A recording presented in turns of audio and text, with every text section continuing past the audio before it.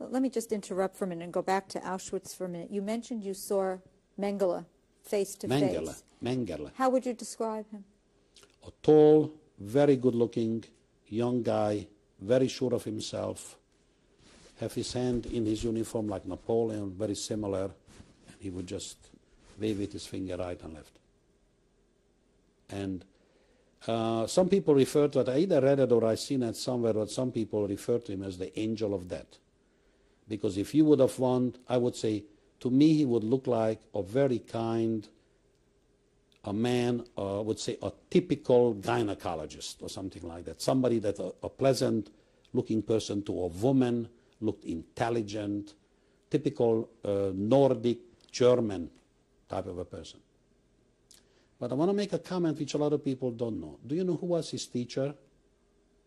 A Viennese Jew. And he studied at the Rothschild Hospital in Vienna. And when his professor arrived to Auschwitz, and he recognized him, Mengele sent him with his private plane to Spain to safety. That history doesn't know. He was taught by the Jews, and his professor supposedly, what I have heard, told him, is that what I teach you to do? You're supposed to save people. He says, don't save my life, but the doctor had no choice, the professor. On their arrest, him and his wife were taken to Spain, which was a, what do you call it, impartial country. Now, I'm thinking to myself, if they had caught Mengele like they caught Eichmann, and if I had to go in a witness box, and somebody would ask me, did he do this, and did you hear him sanction it?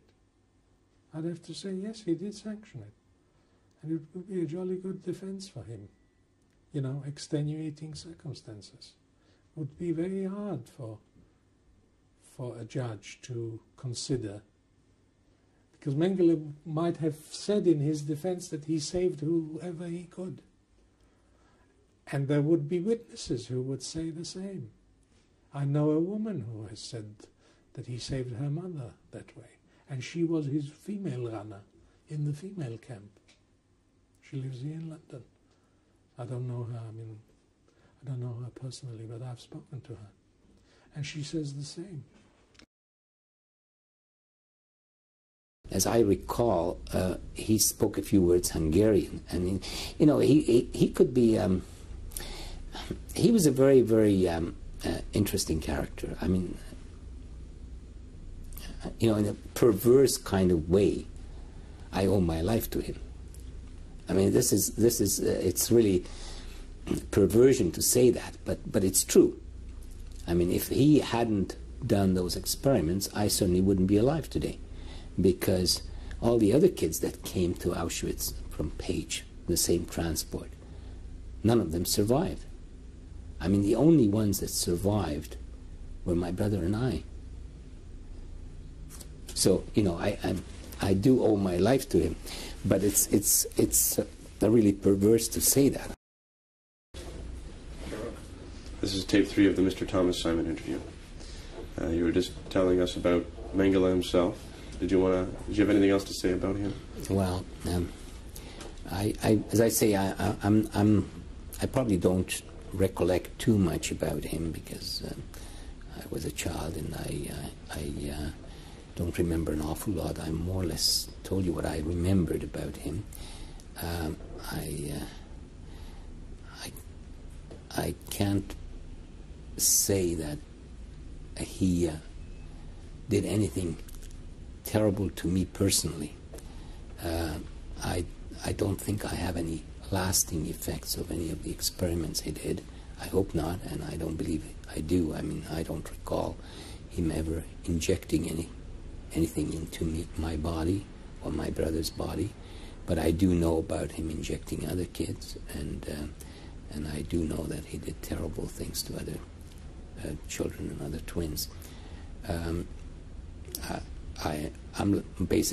lucky, and my brother and I think, are basically lucky that no permanent damage certainly not physical permanent damage resulted from his experiments. What kinds of things did you see that he did do at that time? Well, I didn't have first-hand knowledge of it until actually a few years ago when the twins had a meeting in Jerusalem. We had a get-together, and some of them described their experiences, and that's when I really found out that some of them fared a lot worse than I did, because somehow in those days I didn't even realize what may have happened to some of the others. If a pair of twins disappeared suddenly, I probably would have noticed it, but if I wasn't close to them, it probably wouldn't have made much difference in those days to me, because we were preoccupied with survival ourselves. When you weren't being experimented on or having your blood taken, what did you do? Well, we children didn't have to, or twins didn't have to work, at least not until the very end. We sort of had, we could just sit around. We weren't expected to do any work. We had, in fact, I recall some games. There was the occasional soccer game. We weren't participating, but the older twins would participate in soccer games in that particular camp where we stayed, and some of the SS would come and watch the games. And there were games, between two teams of inmates, so in that sense, we didn't have it as bad as a lot of other people.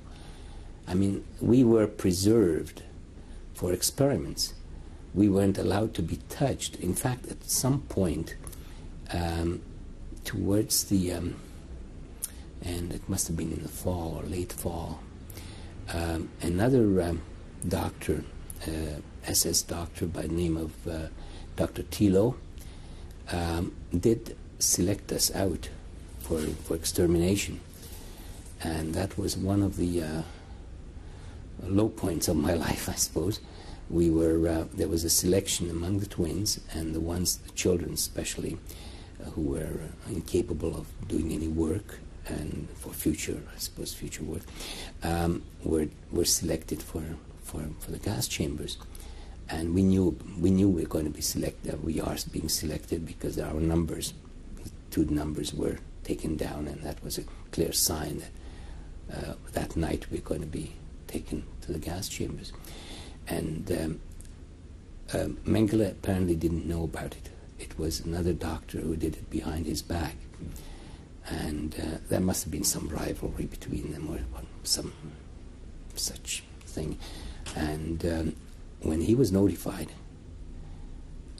he actually annulled it, and we only found out about it later, but it was Mengele, ordered us not to be taken away. So he really did save your life? He did always. It saved my life in more ways than one. This is Helen Rappaport, tape 2. You were saying that Dr. Mengele came to... He came, and he sort of, once in a while he gave you a pat. I don't know. He called the twins my Kinder. That means my children. What's the difference? And the fate of our friends, twins, was there. They're going to be separated and put for extermination. So according to my collection, I remember there was a German soldier who was working for Mengele, and he liked us. Somehow he notified Mengele what was going on. It didn't take long. Mengele showed up in the jeep, and he gave him hell. What, my children you want to exterminate? What do you do? What do you think you're doing? He referred to you as my children? He referred us to his children. All right. So we all survived, okay. What was your routine during this period? Well, what he was doing. Was No, not what, too- yeah, what were you doing during these days? Well, we had to do some cleaning, some working, some nonsense. It makes no sense, this job, but not too hard, because that was the order from Mengele, since not to wear us out. So he came after me. Mengele said, whatever he said, I don't remember that I should go with the group on that side. So I followed with my sister together. Do you remember what he looked like? He came back because while I was there, for 2.5 months, he came very often. He always came over, and I worked in the S-Commando, so I saw him constantly. He was a tall, very handsome officer. You would have never thought that he's capable of doing anything harsh or bad. I saw him many, many times. What do you mean you could never tell that he would do something harsh or Watch- bad, even where he was? Watch the way he looked, his mannerism. At one point, I have to point out, we were sitting because in that camp where I was, it was brand new. It used to be the Zigeunerlager, just before me. The gypsy camp? The gypsy camp. That was the gypsy camp where I was. And we had only the barracks, no breeches, nowhere to sleep. We only slept on the ground. And Which camp was that in Auschwitz? B2, opposite the Zierlager. And at one point it was raining, and we were sitting, during the day we were not supposed to be in the barracks, we had to be outside. And I was sitting with a few other girls, and there were puddles all over. And he came over, and with his own bare hand, he pulled a piece of wood, and he said to us, to German, Kinder, children, don't sit in the puddle. Why don't you sit on this plank wood? Can you imagine that? Do you think that he was your great savior, and why did he do this? The angel of death? The angel of death was your savior. Why? I don't know. I don't know. Maybe whatever plans he had did not come to fruition, and I was not informed of them. I often wondered. How old were you at the time? 12. So it was at the very beginning when you first cried and he found you. From that moment, he seemed to have been watching for me.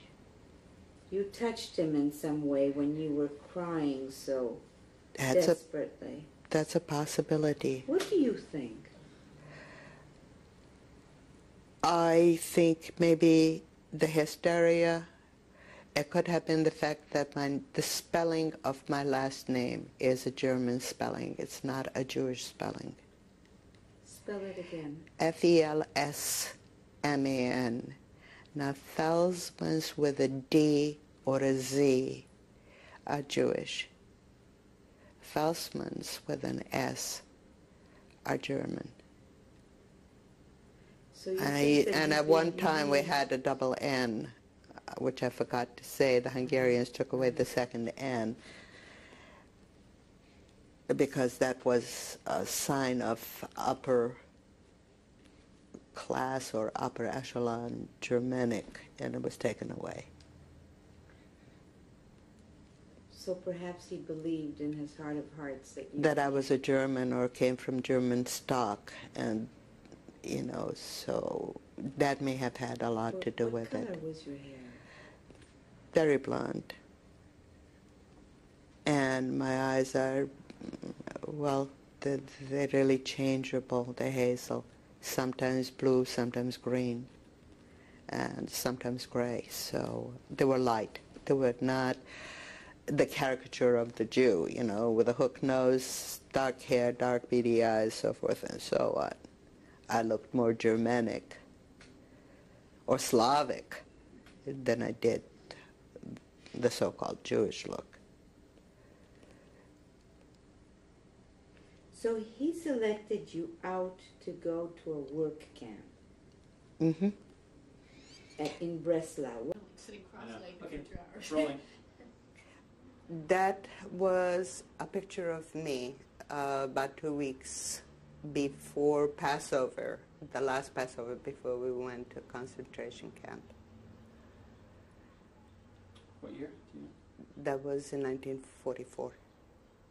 So it was around early April. Okay.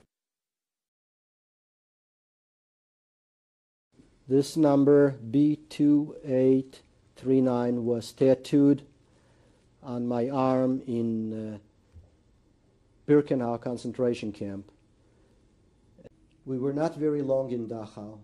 Again, maybe 10 days, something like that. Then again, they marched us to another train station, and we were shipped off. At that time, I didn't know where we were going to. Just about a day before our arrival, there was a stop. We asked one of the station masters, "Where are we going?" He told us, "You're going to Auschwitz." You were on cattle cars at this On cattle cars again, yes. Were there other prisoners? Just 2 cattle cars. Of just children. 2 of our boys, 131 boys.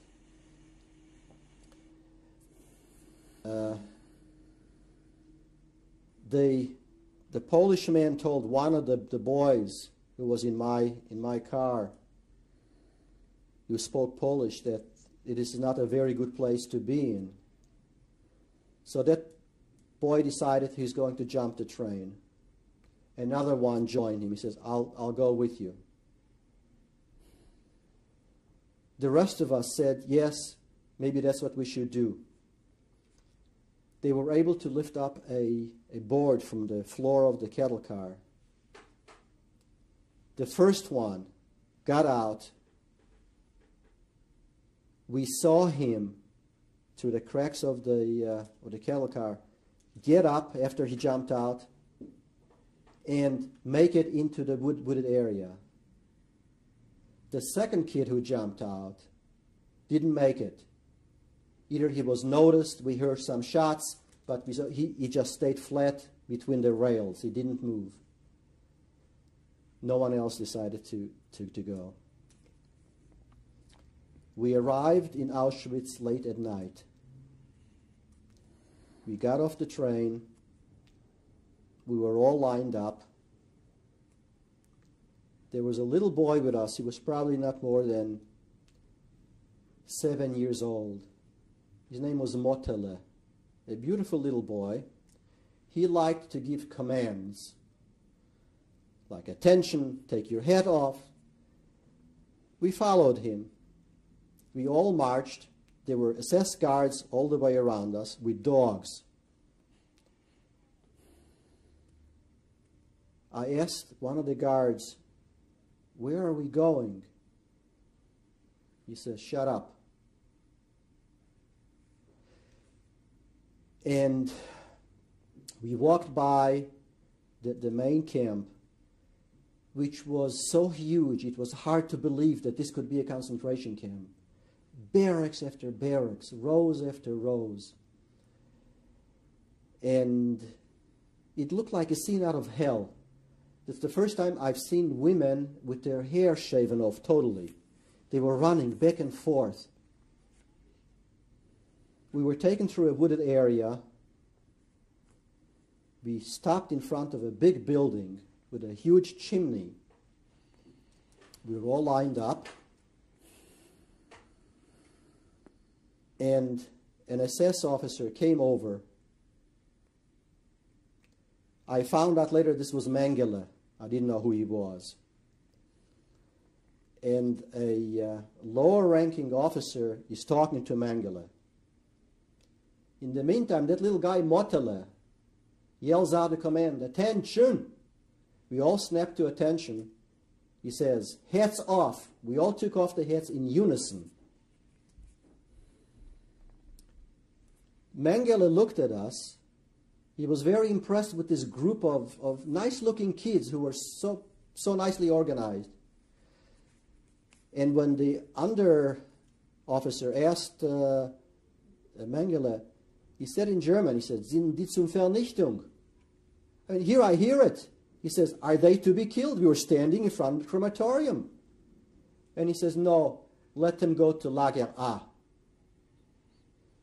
We all made a about turn and we were marched out. We were just a minute away from being gassed.